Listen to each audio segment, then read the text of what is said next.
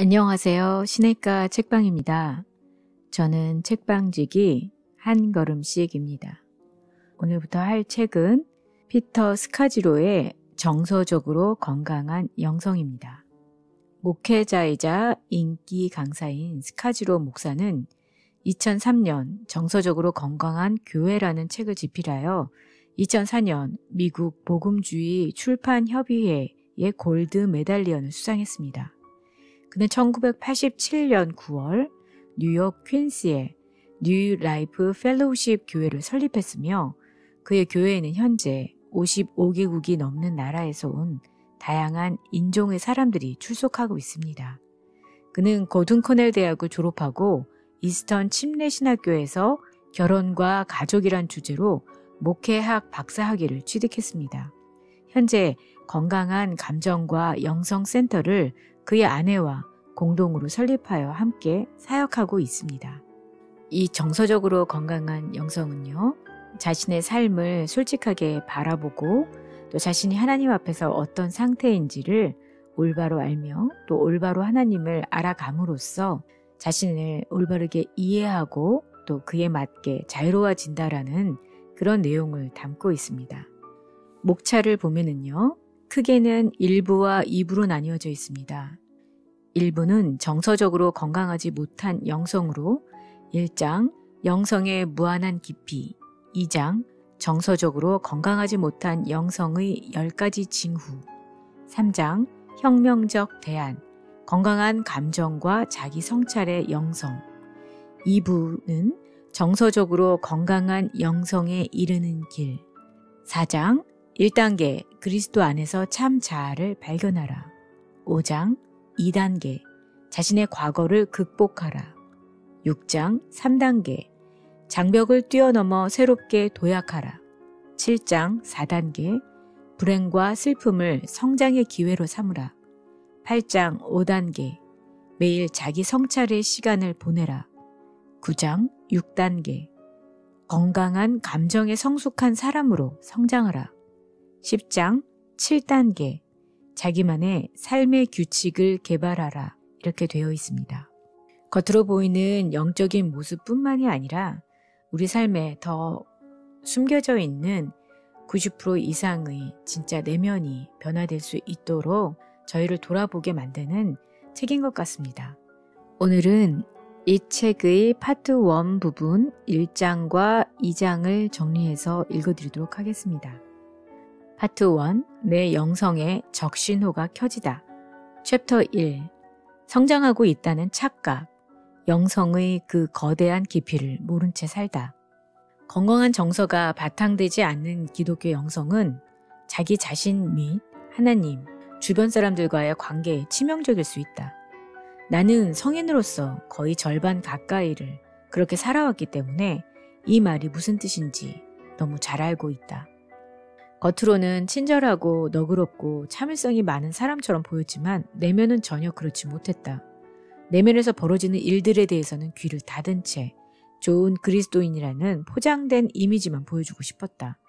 정직하게 행동해서 약점이 잡히는 것보다 적당히 위장하는 것이 더 안전했다. 나의 제자도와 영성은 깊이 내재된 상처와 죄의 양상 어느 것 하나도 제대로 건드리지 못했다. 특히 가정이라는 닫힌 공간에서 여러 가지 시련이나 다툼, 갈등, 실패로 우리의 추한 모습을 드러낼 때는 더했다. 나는 영적으로나 정서적으로 발전하지 못한 채 미성숙한 수준에 머물러 있었다. 그때 당시의 신앙으로는 내 삶의 깊은 부분을 결코 바꿀 수 없었다. 내 영성의 뭔가가 대단히 잘못되었다. 교회를 떠나는 사람들이 늘고 있다. 연구에 따르면 최근 교회를 떠나는 사람들이 점점 증가하는 추세라고 한다. 그들 중 첫 번째 부류는 믿음을 가지고는 있지만 더 이상 교회에 참석하지 않는 사람들이다. 그들은 그리스도께 전적으로 헌신했지만 교회에서 익힌 영성이 자기 자신이나 다른 사람들의 삶을 깊이 있게 변화시키지 못한다는 것을 천천히 그리고 고통스럽게 깨달았다. 무엇이 잘못된 것일까? 그들은 진실하게 예수 그리스도를 따르는 사람들이었지만 다른 사람들처럼 결혼이나 이혼, 친구관계, 자녀 양육, 독신 생활, 성생활, 중독, 불안정함, 인정받고 싶은 욕망, 직장이나 교회, 가정에서 느끼는 좌절과 우울한 감정 등의 문제로 씨름해왔다. 또한 교회도 바깥 세상과 마찬가지로 감정적 갈등의 양상에서 자유롭지 못한 모습을 보았다. 교회는 과연 무엇이 잘못된 걸까? 교회를 떠나는 사람들 가운데 두 번째 부류는 교회는 다니긴 하지만 소극적인 이들이다. 무엇이 문제인지 꼭 집어 말하지는 못하지만 뭔가가 옳지 않다는 것은 알고 있다. 뭔가가 빠졌고 영혼 깊은 곳의 불안이 자신들을 갉아먹고 있음을 알지만 어떻게 해결할지 알지 못한다. 교회를 떠나는 세 번째 부류는 슬프지만 신앙을 아예 포기한 사람들이다. 그들은 무의미하고 정체된 신앙생활에 지쳐버렸다. 그리고 주변 그리스도인들에 대해서도 넌더리가 났다. 소위 하나님에 관한 지식도 풍부하고 교회 활동에도 열심이지만 화도 잘 내고 강압적이며 독선적이고 방어적이며 거만하고 예수님을 사랑하기에는 너무 바쁘다고 공언하는 사람들이다. 이들은 신앙생활이 성가신 일이라 생각한다. 나도 교회를 떠나고 싶었던 적이 있다. 인생에서 중대한 위기가 닥쳤을 때 나는 고통스럽게 번뇌하며 분노와 수치심으로 몸부림쳐야 했다. 그토록 열심히 경건하고 헌신된 그리스도인이 되려고 애써왔는데 내 모든 진심을 다해 하나님과 하나님 나라를 섬겨왔는데 어떻게 내 모든 노력과 최선의 결과가 이런 재앙일 수 있지? 그때는 고통을 통해 훌륭한 그리스도인이라는 외양 아래 감춰진 나의 참모습을 보기 전이었다. 내 삶에 층층이 쌓인 감정의 결들이 하나님의 변화의 손길에 닿지 못한 채 파묻혀 있던 때다. 너무 바쁜 탓에 심도 깊은 자기 성찰은 꿈도 꾸지 못했고 하나님의 일을 완수하는 데 모든 것을 바쳤기에 무의식을 깊이 파헤칠 엄두도 내지 못했다. 하지만 고통을 통해 주님이 내 속 사람을 관통하셔서 나 자신이 얼마나 얕은지 볼 수 있게 하셨다. 신앙생활을 얼마나 했는지와 상관없이 말이다. 나의 삶을 바꾸고 나의 결혼 생활과 목회 사역을 변화시키며 종국적으로 영광스럽게 교회를 섬길 근본적인 진리를 발견한 것은 그때였다. 미숙한 감정을 안고 성장하다. 원가족의 영향에서 벗어나 감정적으로 성숙하고 온전한 사람들은 아주 극소수다. 사역 초기에는 그리스도의 능력이 어떤 저주도 깨뜨린다고 믿었다. 따라서 오래전 떠난 가정이 여전히 내 현재의 모습을 만들고 있을 거라곤 꿈에도 생각하지 못했다. 바울도 이전 것은 지나갔으니 보라 새 것이 되었도다 라고 가르치지 않았는가. 하지만 위기에 직면하면서 위기를 헤치고 나가기 위해서는 과거로 돌아가 이전 것을 제대로 이해해야 한다는 것을 배웠다. 이탈리아계 미국인인 우리 가족은 여느 가정과 마찬가지로 어그러지고 깨진 면이 많았다. 부모님은 이민자의 후손으로 우리 사남매가 아메리칸 드림을 이루도록 당신들의 삶을 희생시키셨다. 아버지는 제빵사였는데 처음에는 할아버지가 운영하는 페이스트리 가게에서 나중에는 큰 제빵 회사에서 쉬지 않고 일만 하셨다. 아버지의 유일한 목표는 자녀들이 열심히 공부하여 대학을 졸업한 후 삶에서 뭔가를 이루는 것이었다. 어머니는 늘 우울증에 시달렸고 남편의 따뜻한 애정을 받지 못했다. 외할아버지로부터 학대를 받으며 자란 탓에 우리 넷을 키우는 일을 숨이 막힐 정도로 버거워했다. 결혼한 후에도 어렸을 때와 똑같이 슬프고 외로운 생활을 이어갔다. 형제들과 나는 그렇게 상처로 가득한 환경에서 자랐다. 모두 감정적으로 미성숙했고 애정과 관심에 목말라 있었다. 우리는 각자 집을 떠나 대학에 진학했고 다들 불운했던 과거를 잊으려고 했었다. 집 밖에서는 여느 사람들처럼 괜찮아 보였다. 적어도 내 친구들보다는 상황이 좋아 보였다. 하지만 16살이 되던 해 우리 가정의 모래성은 무너지기 시작했다. 형이 아버지의 뜻을 거역하고 대학을 그만두면서 그동안 암묵적으로 지켜지던 가정의 규칙이 깨진 것이다. 설상가상으로 형은 통일교 교주 문성명 부부가 모든 인류의 참 부모라고 공표했다. 그 일이 있은 후 10년간 형은 죽은 사람으로 취급되었고 집에 올 수도 없었다. 부모님의 마음은 수치심으로 산산이 부서졌다. 친척들이나 친구들과도 점점 멀어졌다. 드라마 같은 형의 출가로 비롯된 압박과 스트레스는 우리 가족 안에 내재되었던 커다란 구멍과 상처들을 드러냈다. 우리는 점점 더 멀리 서로에게서 도망쳐버렸다. 그때의 상처가 치유되기까지 근 20년이라는 시간이 필요했다. 어쩌면 가장 큰 비극은 아버지의 충실한 종교생활과 영성이 결혼이나 자녀 양육에 별 영향을 끼치지 못했다는 것이다. 아버지는 한 집안의 아버지와 남편으로 직업인으로 살아오면서 참 믿음의 본이 되는 예수의 새 가족보다는 원가족과 당신의 문화만을 되비추었던 것 같다. 당연히 우리 가정은 다른 가정들과 다르다. 하지만 지난 20년 동안 많은 가정들과 가까이서 함께 일하며 배운 게 있다. 창세기 3장에 묘사하고 있는 것처럼 우리의 첫 가정이 불순종한 결과가 나와 여러분의 가정에 영향을 미치고 있다는 것이다. 존경할 만큼 멋진 가정조차도 그 안에는 수치심과 비밀들, 거짓말, 배신, 망가진 관계, 절망, 무조건적 사랑을 향한 해결되지 않은 갈망이 도사리고 있다. 13살 때 나는 하나님의 존재를 의심하며 교회를 떠났다. 신앙이 현실과는 무관한 것임을 확신하면서 내가 가졌던 모든 환상이 깨져버렸기 때문이다. 그러다가 하나님의 은혜로 작은 교회에서 열린 콘서트와 대학에서의 성경 공부를 통해 다시 그리스도인이 되었다. 당시 19살이었다. 그리스도를 통해 드러난 하나님의 어마어마한 사랑이 나를 압도해왔다. 나는 즉각적으로 모든 열정을 다해 나를 찾아오신 살아계신 주님을 알아가기 시작했다. 그로부터 17년간 나는 은사 중심의 복음주의 운동에 몰두하며 영성과 제자도에 관한 가르침을 섭렵했다. 대학을 졸업한 후에는 고등학교에서 1년간 영어를 가르쳤고 그 후 선교단체인 IVF에서 3년간 간사로 일했다.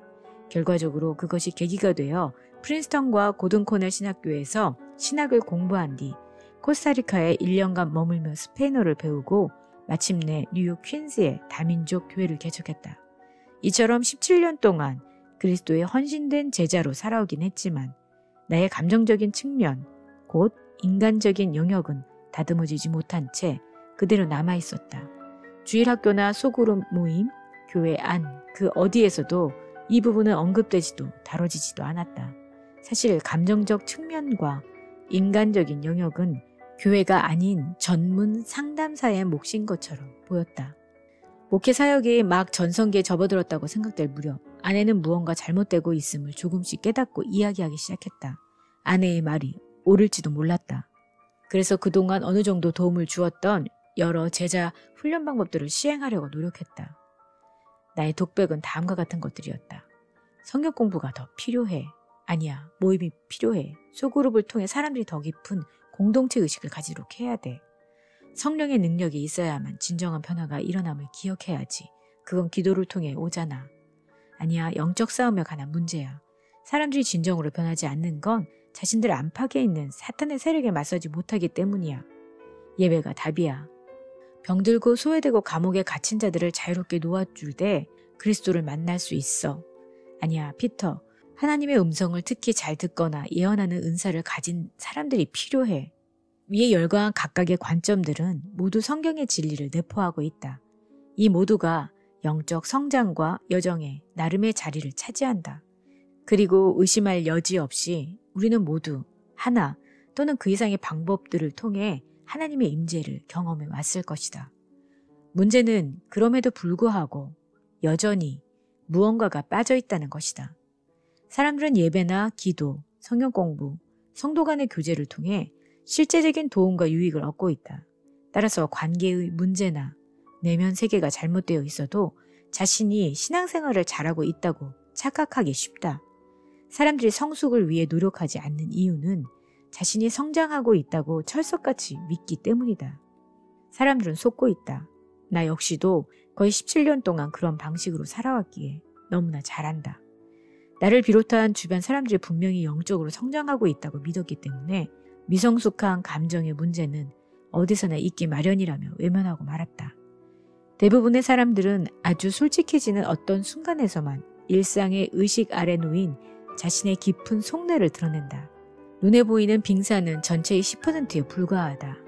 이 10%가 다른 사람들에게 보이는 우리의 변화된 모습이다.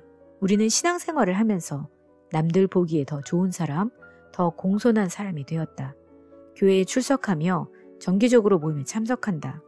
어떤 면에서 우리의 삶을 정화시킨다. 술도 끊고 담배도 끊고 비속한 말들도 사용하지 않고 부도덕한 행동도 하지 않는다. 경건하게 기도하며 예수님에 대해 나눈다. 하지만 존재의 뿌리는 말씀으로부터 어떤 영향도 받지 못한 채 요지부동이다. 그 부분이 변화되려면 정서적으로 건강한 영성을 깊이 있게 다뤄야 한다. 나는 3가지 몸부림의 경험을 통해 비로소 정서적으로 건강한 영성의 개념에 마음을 열었다. 첫째, 성경이 우리에게 약속한 기쁨이나 만족을 실제로는 경험하지 못하고 있었다. 나는 행복하지 않았고 깊은 좌절감을 느꼈으며 일에 지쳐 있었고 어찌할 바를 몰랐다. 주님은 마태복음 11장 30절에서 내 멍에는 쉽고 내 짐은 가벼움이라고 말씀하시며 우리를 자유롭고 풍성한 삶으로 초청하셨는데 나는 전혀 그렇게 느끼지 못했다. 수년간 열심히 사역에만 매달렸던 탓에 나는 거의 탈진한 상태였고 휴식만을 간절히 원했다. 나는 다른 사람들이 나에게 한 행동이나 할 것 같은 행동 또는 그렇게 생각하거나 생각할 것 같은 것들을 의식하며 살아왔다. 하나님을 기쁘시게 하는 삶을 살아야 한다는 것을 머리로는 알았지만 실제로 그렇게 사는 것은 또 다른 문제였다. 예수님의 멍에는 버겁게만 느껴졌다. 둘째, 분노와 원망으로 우울한 삶을 살았다. 5년 동안 나는 2-3 사람이 할 일을 혼자서 해내려고 애썼다. 우리 교회는 주일이면 오전에 영어 예배 2번, 오후에 스페인어 예배 1번 해서 모두 예배를 3번 드렸는데 그 모든 설교를 나 혼자서 맡고 있었다. 그런데 스페인어 예배를 돕던 부교역자가 예배에 참석하던 250명 가운데 200명을 데리고 나가서 자기 교회를 개척했다. 그가 정말 미웠다. 그를 용서하려고 노력했지만 미움은 좀처럼 가시지 않았다. 주일에는 사랑과 용서를 전하고 월요일 아침 혼자 있을 때는 저주를 퍼붓는 이중생활을 하다 보니 정신적 압박은 점점 더 심해졌다. 나의 믿음과 실제의 삶의 간극은 시간이 지날수록 더욱 뚜렷이 벌어졌다. 셋째, 아내를 통해 내 바닥이 드러났다. 제리는 혼자서 내 아이를 돌보느라 지쳤고 바쁜 남편 때문에 외로웠다. 결혼 생활에서 아내의 좌절이 깊어지자 마침내 나와 아내는 정면으로 부딪히기 시작했다. 결국 나의 어떤 변명이나 다짐, 회피도 전혀 통하지 않는 지경까지 이르렀다. 아내는 더 이상 잃을 것이 없었다. 늦은 밤 침대에 앉아 책을 읽는데 아내가 들어와 차분한 목소리로 이렇게 통보했다. 여보, 당신과 사는 이는 나 혼자 사는 게 더 행복할 것 같아요. 이제 롤러코스터 같은 결혼 생활에서 탈출하고 싶어요. 당신을 사랑하지만 더 이상 이런 식으로 살지는 않을래요. 많이 기다렸는데 당신과 대화하려는 노력도 많이 했고요. 당신은 귀담아 듣지 않았죠. 난 당신을 변화시킬 수 없어요. 그건 당신에게 달린 거니까. 그냥 난 내 인생을 살아야겠어요. 아내는 확고했다. 그리고 한 가지 더. 당신이 섬기는 그 교회도 이제 안 나갈래요. 당신의 리더십은 따를 가치도 없으니까. 아내 앞에서 완전히 발가벗겨진 기분이었다. 내 안에 또 다른 나는 아내의 목이라도 조르고 싶었지만 그보다 더 강하게 나를 휘감는 감정은 깊은 수치심이었다. 내 연약한 자아로서는 도저히 감당할 수 없는 강한 펀치였다. 그럼에도 불구하고 당시 아내의 선포야말로 내 결혼 생활을 통틀어 아내가 나에게 베푼 가장 큰 사랑이 아니었나 싶다.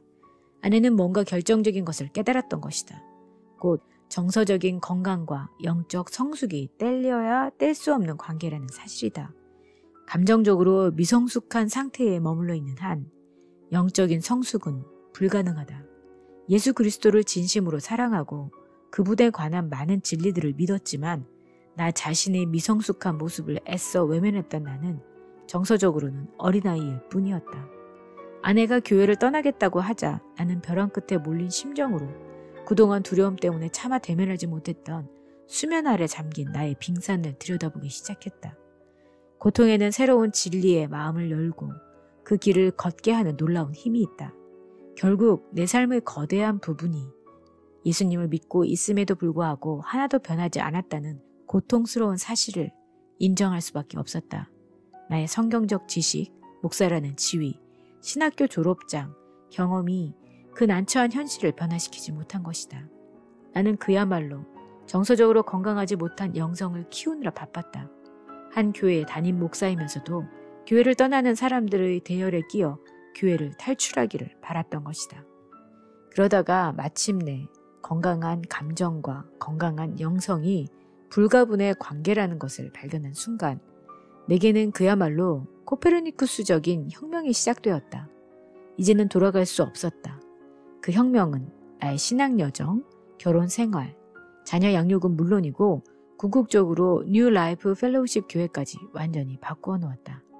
사실 그 후 12년은 내가 한 사람의 인간이자 한 여자의 남편으로 아이들의 아버지이자 교회의 리더와 예수님의 제자로 살아오면서 최고로 행복했던 시간이었다. 만약 하나님의 길을 따라 산다면 처음에는 부자연스럽고 어렵게 느껴지더라도 우리의 삶이 분명 아름답게 바뀔 것이라고 하나님은 약속하셨다. 성령의 열매들을 하나씩 곱씹어보면서 기도하는 마음으로 천천히 읽어보라. 그리고 정직하게 물어보자. 오늘 내 삶에 이 열매들이 어느 정도 실제가 되어 드러났는가? 집에서, 일터에서, 학교에서, 교회에서 어떤 모습으로 살았는지 자기 자신을 돌아보자. 하나님이 지금 우리가 있는 곳에서 우리를 사랑하신다는 것을 받아들이라. 앞에서 묘사한 아름다운 열매를 맺는 그런 사람이 되도록 하나님이 우리 안에서 일하시기를 구하라. 신앙 여정에서 벽에 부딪히는 경험은 하나님의 선물이다. 하나님은 21세기의 그리스도의 제자로 산다는 것이 무엇을 의미하는지에 대해 우리의 이해를 넓혀주기 원하신다. 그리고 우리가 꿈꿨던 것보다 훨씬 더 급진적인 방법을 통해 우리를 변화시키고 계신다. 그러나 우리는 대부분 감당할 수 없는 고통을 겪기 전까지는 앞으로 나아가려 하지 않는다. 안타깝고도 슬픈 현실이다. 어쩌면 바로 지금 그런 고통을 겪고 있는 이들이 있을지도 모르겠다. 그렇다면 자신에게 주어진 환경을 하늘의 선물로 받아들이고 마음의 문을 열길 바란다. 그리고 이 책을 읽으면서 새로운 방식으로 하나님을 만나기 바란다. 진리를 깨닫거나 보지 못하면 변화할 수 없다.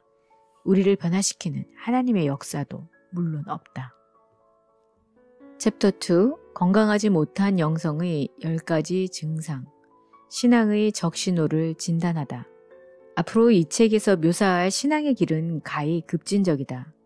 이제껏 고수해왔던 신앙생활의 근간을 뒤흔들 가능성이 매우 높다. 예를 들어 수련회에 참석하거나 이미 빡빡한 삶에 새로운 영적 훈련 한두 개를 더하는 것 같은 가지치기로는 충분하지 않다. 문제가 너무 어마어마하기에 우리 신앙의 혁신적인 변화만이 우리가 그토록 원했던 깊고 지속적인 변화를 가져다 줄 수 있다. 그 방법을 제시하기 전에 먼저 우리 자신과 교회에 엄청난 피해를 입히고 있는 정서적으로 건강하지 못한 영성의 대표적인 특징들을 분명히 짚고 넘어갈 필요가 있다. 다음은 정서적으로 건강하지 못한 영성을 가진 사람들이 가진 10가지 증상들이다. 1. 하나님께로부터 도망치고자 하나님을 이용한다. 2. 분노, 슬픔, 두려움 같은 감정을 무시한다. 3. 자신의 정당한 욕구조차 거부한다.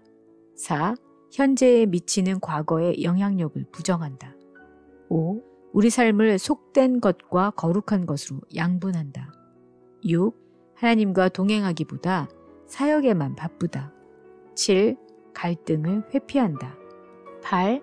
상처, 약점, 실패를 은폐한다. 9. 자신의 한계를 인정하지 않는다. 1. 하나님께로부터 도망치고자 하나님을 이용한다. 가장 알아차리기 어려운 유해 요소이다. 겉으로는 모든 것이 건강하고 정상적으로 보인다. 하지만 실상은 아니다. 이들의 시간은 그야말로 완벽하게 짜여있다. 다양한 신앙서적을 꾸준히 읽고 가정과 직장에서 그리스도인으로서의 모든 책임을 다하며 이런저런 세미나에 참석하고 나머지 모든 시간은 기도와 성경 공부로 보낸다. 종종 우리는 무의식적으로 이러한 활동들을 고통으로부터 벗어나기 위한 시도로 활용한다. 나의 경우 하나님의 일을 한다는 미명 아래 하나님이 내 삶에서 변화를 원하시는 부분들을 무시했다. 예를 들면 하나님이 아닌 나 자신의 만족을 위해 하나님의 일을 할 때, 하나님이 요구하시지 않은 일을 그분의 이름으로 할 때, 하나님의 뜻에 복종하기보다 내 뜻을 이루어 달라고 기도할 때, 좋은 평판을 얻으려고 그리스도인의 미덕을 보여줄 때, 어떤 신학적 논점에 대해 말할 때 하나님의 진리에 집중하기보다 나의 두려움이나 해결되지 않은 문제에 초점을 맞출 때, 다른 사람들을 판단하고 폄하하는 데 하나님의 말씀을 사용할 때, 내가 이뤄낸 사역을 다른 사람들과 경쟁할 목적으로 과장할 때, 주님이 이렇게 말씀하시는 것 같아 라고 생각할 때도 주님이 이렇게 하라고 말씀하셨어 라고 말할 때, 나의 가족이나 문화, 민족의 죄악을 하나님의 주권 아래서 평가하는 대신 성경을 이용해 정당화할 때, 하나님 이야기를 하면서 나의 내적 틈새를 감추고 실패에 대해 방어적으로 될 때, 삶의 중대한 변화를 요구할 것 같은 상황은 피하고 나의 목적에 맞는 성경의 진리만 선택적으로 적용될 때. 다른 예도 들어보겠다. 조는 교회 여성들의 치마 길이부터 정치인들과 성 역할, 자신의 무능함, 직장 내 믿지 않는 동료들과의 협상에 이르기까지 자신의 확고한 견해를 입증하기 위해 하나님을 이용한다. 그는 다른 사람들에게 귀를 기울이지 않는다. 셀 수 없이 많은 자신의 추정들에 대해 확인하지도 않고 섣부르게 결론을 내린다. 존의 친구들과 가족들, 동료들은 그를 불안하고 거들먹거리는 사람이라고 생각한다. 그래도 존은 자신이 하나님의 일을 하고 있다고 확신한다. 성경 구절을 자기 식대로 잘못 인용하며 이렇게 말한다. 경건하게 살고자 하는 사람이라면 누구나 핍박을 받는 법이니까. 하지만 결국 그는 하나님을 이용하여 하나님으로부터 도망치고 있을 뿐이다. 2. 분노, 슬픔, 두려움 같은 감정을 무시한다. 분노는 위험한 감정이고 다른 사람을 사랑하지 않는다는 표시다. 슬픔은 하나님의 약속을 믿지 못하는 불신앙의 표시다. 우울함은 하나님 뜻밖에 있는 것을 분명한 증거다라고 생각했었다. 대부분의 그리스도인들처럼 나 역시도 감정은 애매하고 믿을 만한 것이 못 된다고 배웠다. 모든 감정은 오르락내리락 기복이 심하기 때문에 신앙생활에서 마지막으로 고려해야 할 것이었다. 물론 극단적인 예로 감정에만 치우쳐 성경적인 가르침과 다른 삶을 사는 그리스도인들이 분명히 있다. 하지만 더 보편적으로는 자신의 감정을 수용하고 솔직하게 표현해도 된다는 것을 믿지 못하는 그리스도인들이 대부분이다.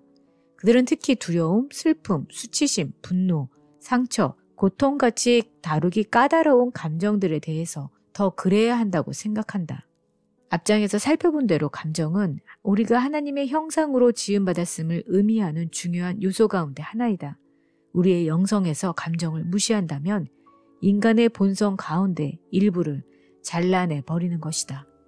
나중에도 살펴보겠지만 성경에 대한 편협하고 균형 잡히지 않은 믿음 체계가 우리 삶에 미치는 실질적인 영향력은 가히 어마어마할 정도다. 그런 잘못된 믿음은 하나님의 형상으로 지음받은 인간의 감정적 측면을 억압하고 무가치하게 만들어버린다. 더욱 슬픈 사실은 토마스 머튼의 말처럼 오늘날 일부 그리스도인의 믿음과 기대가 은혜 아래 우리의 인간성을 해방시켜 모든 잠재 능력을 발전시키고 풍성하게 만드는 것이 아니라 오히려 죽여버린다는 것이다. 3. 자신의 정당한 욕구조차 거부한다. 수세기 전 이레나우스가 말했듯이 하나님의 영광은 인간들이 온전하게 살아가는 데 있다. 맞는 말이다.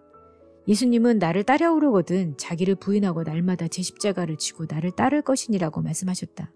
하지만 성경의 나머지 말씀은 제쳐둔 채 이 말씀만 엄격하게 적용한다면 하나님의 본래 의도와는 완전히 다른 방향으로 가고 말 것이다. 그런 태도는 내가 비참해질수록 내가 더 많이 고통당할수록 하나님이 더욱 사랑하신단다. 너만의 독특한 인간됨은 무시하라. 하나님 나라에서 그런 건 없다. 라는 편협하고 왜곡된 신학으로 이어질 수밖에 없다. 우리 안에 죄된 부분은 죽어야 한다. 하지만 하나님은 우리 안에 선한 부분까지 죽이라고 하시지 않았다. 우리의 건강한 욕구들과 즐거움은 없애야 할 것들이 아니다. 예를 들어 우정이나 기쁨, 미술, 음악, 아름다움, 레크레이션, 웃음, 자연 같은 것들이다. 하나님은 우리 마음에 건강한 갈망들을 심어주셨고 그 감정이 적절하게 자라나고 열매 맺도록 하셨다. 대부분 이런 욕구나 열정들은 하나님의 초대이며 그분께로 온 선물이다. 그럼에도 불구하고 우리는 왠지 그 선물들을 열어볼 때마다 죄책감을 느낀다. 하나님은 우리에게 자기 자신을 없애라고 요구하시지 않는다. 그리스도인이 된다는 것은 인간이기를 포기한다는 것은 아니다. 오히려 정확히 그 반대다. 하나님은 우리가 당신을 따를 때 우리의 자아가 더 깊어지고 진실해지고 자유롭게 꽃피기를 원하신다. 하나님은 우리 각 사람을 만드실 때 본성적으로 하나님의 형상을 독특한 방법으로 드러내고 표현할 수 있게 고유한 특성들을 부여해 주셨다. 성령으로 성화된다는 것은 이제까지 쌓아온 거짓된 모습을 벗어버리고 참된 자아가 드러난다는 것이다. 4. 현재에 미치는 과거의 영향력을 부정한다. 우리가 그리스도께 나아갈 때 죄는 사라지고 우리는 새로운 이름과 정체성, 새로운 미래와 생명을 받는다. 그야말로 놀라운 기적이다. 우리는 예수님의 삶과 죽음, 부활을 통해 예수님 앞에서 의롭다고 선언되었다. 거룩하고 영원하신 만유의 하나님은 이제 더 이상 심판자가 아니라 우리의 아버지가 되셨다. 정말 놀랍고 복된 소식이다. 하지만 과거의 삶이 우리에게 아무런 영향을 끼치지 못한다는 것을 의미하지 않는다. 나 역시 수년 동안 내가 주님을 영접했기 때문에 과거의 삶에서 해방되었다는 착각 속에 빠져 있었다. 주님을 믿기 전 나의 과거는 정말 비참했다. 그 모든 것을 잊고 싶었고 두 번 다시 생각조차 하기 싫었다.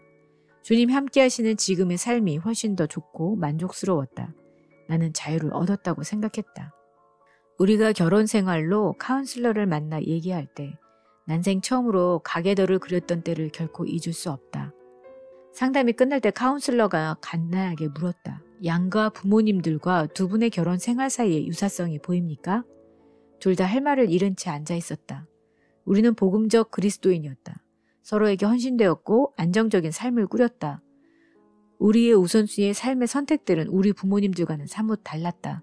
그럼에도 겉으로 드러나지 않은 부분에서는 부모님들과 현저하게 닮아 있었다.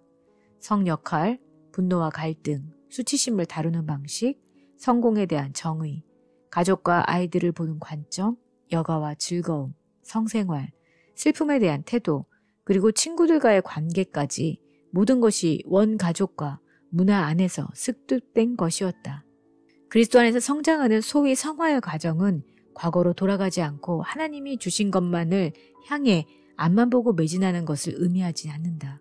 오히려 성화의 과정은 과거로 돌아가 우리 자신과 다른 사람을 사랑하지 못하게 막는 파괴적이고 나쁜 습관을 깨뜨리고 거기서 해방되는 것이다. 5. 우리 삶을 속된 것과 거룩한 것으로 양분한다. 교회를 둘러싼 기독교적 활동과 하나님을 고려하지 않는 일상생활, 곧 결혼이나 자녀, 양육, 소비, 여가, 시험 공부 같은 것들을 구분하기는 참 쉽다. 갤럽 여론조사와 사회학자들에 따르면 복음주의 기독교인들은 삶의 방식에 있어 세상 사람들과 마찬가지로 쾌락주의, 물질 만능주의, 자기중심주의, 성적 부도덕의 문제를 고스란히 가지고 있다고 말한다. 오늘날 복음주의자들은 수치스러울 정도로 성경과 다른 삶을 살고 있다. 자료에 따르면 그들은 결정적 영역에서 믿지 않는 사람들과 전혀 구별되지 못한 채 살고 있다. 하나님과 동행하기보다 사역에만 바쁘다. 하나님과의 깊은 내적 교제는 결여된 채 하나님을 위한 사역에만 매달리면 중국에는 이기주의나 권력, 인정받으려는 마음, 성공에 대한 잘못된 개념, 실패를 인정하지 않는 잘못된 믿음 등에 오염되고 말 것이다. 이런 동기로 사역을 하면 복음의 중심에서 종종 멀어지고 만다. 인간 존재가 아니라 행동자가 되는 것이다. 하나님을 위한 사역은 그분과 동행하는 삶에서 흘러나온다. 자신이 가지지 않은 것을 줄 수는 없다. 하나님을 위한 일은 그분과 동행하는 것에서 비례해서 나온다. 그것만이 청결한 마음으로 하나님을 볼 수 있는 유일한 길이다. 7. 갈등을 회피한다. 갈등은 누군가 나에게 부적절하게 행동했을 때 일어난다. 하지만 우리는 갈등을 무마하거나 모호하게 넘어가는 것이 예수님의 뜻이라 믿는다. 그런 믿음이야말로 오늘날 교회 안에 있는 가장 파괴적인 신화 가운데 하나다. 이런 이유로 교회나 소그룹, 선교팀, 교단, 단체 등에서 많은 사람들이 해결되지 않은 갈등 때문에 고통당하고 있다. 갈등이 있을 때 성숙하고 건강한 방식으로 해결해온 가정에서 자란 사람은 매우 드물다. 보통은 갈등으로 인한 긴장감을 그냥 묻어버리고 살아간다. 나의 경우 그리스도인이 되고 나서 집안에서 훌륭한 중재자의 역할을 해왔다. 가정과 교회 안에서 화합과 사랑이 흘러넘치게 하는 일이라면 무엇이든 할 준비가 되어 있었다. 나는 갈등은 최대한 빨리 처리해야 한다고 생각했다. 예수님이 보여주신 대로 건강한 그리스도인은 갈등을 회피하지 않는다. 그분의 삶은 갈등과 대립으로 가득 차 있었다. 종교 지도자들, 군중들, 제자들은 물론이고 가족들과의 관계에서도 갈등을 겪으셨다. 참 평화에 대한 열망 때문에 거짓 평화를 만들지 않으셨다. 주님은 갈등을 적절히 무마하거나 은폐하지 않으셨다. 8. 상처, 약점, 실패를 은폐한다. 우리 안에는 강하면서도 영적인 이미지를 보여주어야 한다는 부담감이 있다. 따라서 기대에 부합하지 못하거나 적정한 수준에 이르지 못하면 죄책감을 느낀다. 그 누구도 완벽하지 않고 예외 없이 모두 죄인이라는 사실을 종종 망각한다. 하나님의 사랑을 가장 많이 받았던 다윗이 바세바와 간음하고 남편이 우리아를 죽였다는 사실을 잊어버린다. 그런 추문을 들추다니 우리 같으면 하나님의 영광을 가리는 그런 이야기들은 기록하지 않았을 것이다. 하지만 다윗은 그러지 않았다. 왕이라는 지위를 이용해 삭제하는 대신 자신의 엄청난 실수를 세세히 기록하여 후대의 교훈으로 삼았다. 성경에 등장하는 이들의 모습에서 우리는 모든 인간이 땅의 존재라는 사실을 깨닫는다. 아무리 좋은 은사나 능력을 가졌다 해도 연약하고 상처받기 쉬우며 하나님과 서로를 의지할 수밖에 없는 존재라는 것이다. 후 자신의 한계를 인정하지 않는다. 내가 만난 대다수의 그리스도인들은 충분히 베풀지 못했다는 이유로 죄책감을 느꼈다. 죄책감은 종종 좌절로 이어진다. 그리고 좌절은 이탈감과 고립으로 이어진다. 이 때문에 도움이 필요한 사람들에게 무엇을 해주어야 할지 알 수 없는 경우도 있다. 핵심은 우리가 유한한 인간이라는 데 있다. 우리는 하나님이 아니다. 어려움에 처한 모든 사람들을 도울 수는 없다. 우리는 한 인간일 뿐이다. 예수님도 인간으로 사시며 본을 보여주셨다. 주님은 완전한 하나님이자 완전한 인간이셨다. 그분은 팔레스타인의 모든 병자를 치료하신 게 아니었다. 모든 죽은 자를 살리신 것도 아니었다. 굶주리던 모든 사람들을 먹이신 것도 아니었다. 예루살렘의 모든 빈민들을 위해 취업센터를 여신 것도 아니었다. 우리는 다 해야 한다는 부담감을 내려놓아야 한다. 왜 자기 자신을 돌보아야 한다는 생각은 하지 않을까? 왜 그렇게 많은 그리스도인들이 세상 사람들처럼 서두르고 지나치게 바쁘며 자신을 소진시키면서까지 미친 듯이 일에 매달릴까? 극소수의 그리스도인만이 자기 자신과 이웃을 사랑하는 것 사이의 연결고리를 이해하는 것 같다. 더욱 슬프게도 대부분의 사람들은 자기 자신을 돌보는 것을 죄라고 여긴다. 심리학적으로 복음이 자기 중심적인 기존 문화와 구별되어야 한다는 의식 때문인 것 같다. 10. 다른 사람의 신앙을 판단한다. 우리 중 대다수는 잘못된 행동을 지적하거나 조언하는 일에 아무런 어려움을 느끼지 않는다. 실제로 그런 일에 많은 시간을 쓰면서 자신이 사람들에게 받은 것은 적고 주는 것은 많다는 자기 기만적인 결론에 이르곤 한다. 결국 자신이 옳다는 말이다. 이런 생각이 깊어지면 우리보다 성숙하지 못한 평범한 사람들의 이야기를 수용하지 못하는 지경에 이른다. 전문가나 자신보다 월등하다고 생각되는 사람들의 충고만 받아들이게 된다. 이런 태도는 기독교 안에 가장 위험한 불씨 중 하나이다. 우리 대 그들이라는 공식을 낳기 때문이다. 예수님 당시 바리새인들은 소위 하나님의 명령을 잘 지키는 가장 우월한 집단이었다. 반면 죄인들이나 세리, 창녀들은 열등한 바깥 집단이었다. 다른 사람의 개성을 인정하고 그들의 보폭에 맞춰 움직이기보다 우리랑 다르게 살고 있다는 이유만으로 자신의 불편함을 투영시킨다. 결국 마음에서 그들을 지워버리거나 우리처럼 만들거나 결국 포기하고 누가 신경이나 쓴대라며 냉담한 태도를 보인다. 어떤 면에선 무관심과 침묵이 미움보다 더 치명적일 수 있다. 네, 오늘은 정서적으로 건강한 영성의 1장과 2장을 정리해서 읽어드렸습니다. 다음 시간엔 3장과 4장을 정리해서 읽어드리도록 하겠습니다. 구독과 알람을 설정하시면 더 편리하게 받아보실 수 있습니다. 그럼 다음 시간에 뵐게요. 안녕히 계세요.